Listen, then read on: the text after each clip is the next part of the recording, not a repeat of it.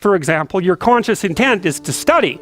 But you know perfectly well that all sorts of distraction fantasies are going to enter the theater of your imagination non-stop and annoyingly. And there isn't really a lot you can do about that except maybe wait it out.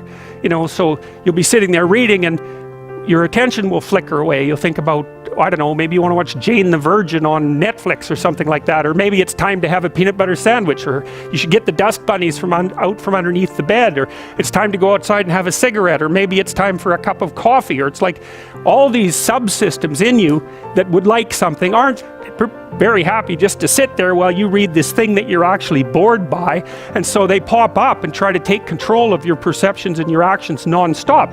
Maybe you think, well, this is a stupid course anyways, why do I have to read this damn paper, and what am I doing in university, and what's the point of life? It's like you can really get going if you're trying to avoid doing your homework, and then you might think, well, what is it in you that's trying to avoid? Because after all, you took the damn course and you told yourself to sit down. Why don't you listen? Well, because you're a mess. That's basically why. You haven't got control over yourself at all. Conscientiousness is an excellent trait if you want to do well in school and in work, especially if you're a manager and administrator. I can't say we understand a lot about conscientiousness, although it reliably emerges from factor analytic studies of adjective groups across different countries. Conscientious people are diligent, industrious, and orderly. Conscientious people are industrious and orderly. We know a little bit about orderliness.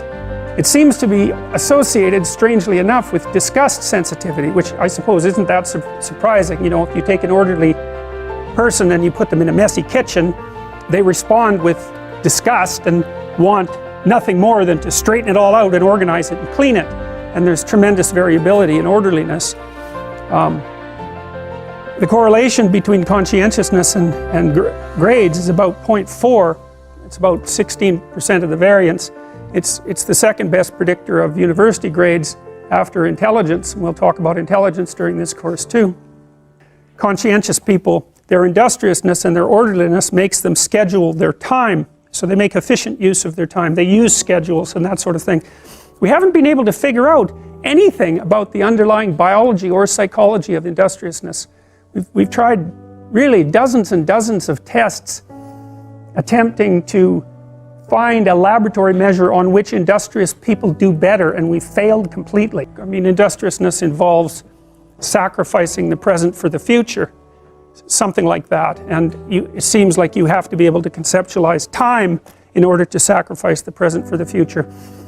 One of the things that I would recommend that you do as students, come up with a plan of attack for the course and use a scheduler. You know, if you treat your university career like a full-time job, you're much more likely to succeed, and if you keep up on the readings and you keep up on the essays and all of that, then you're much less likely as well to fall into despair when you get too far behind.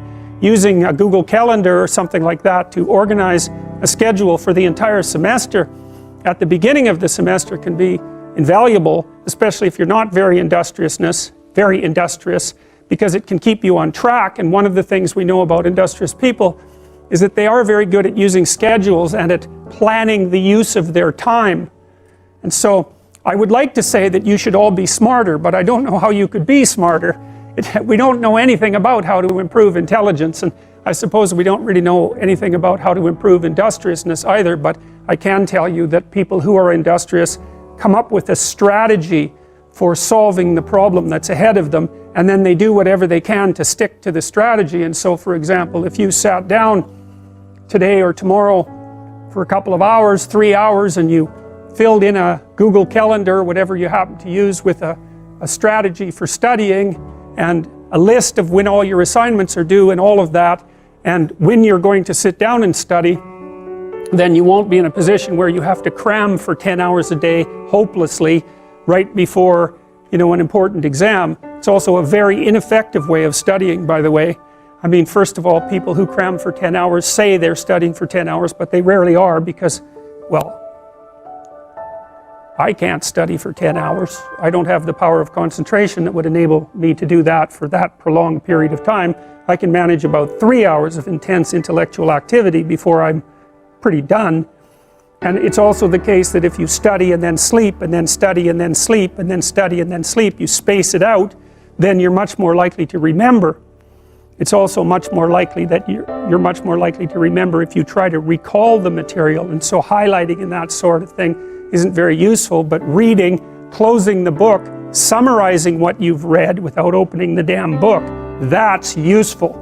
And the reason for that is that you're practicing remembering. And that's what you have to practice. If you're practicing memorization, you have to practice remembering. You don't just go over the thing over and over. That'll help you with recognition memory, but it won't help you with recall memory.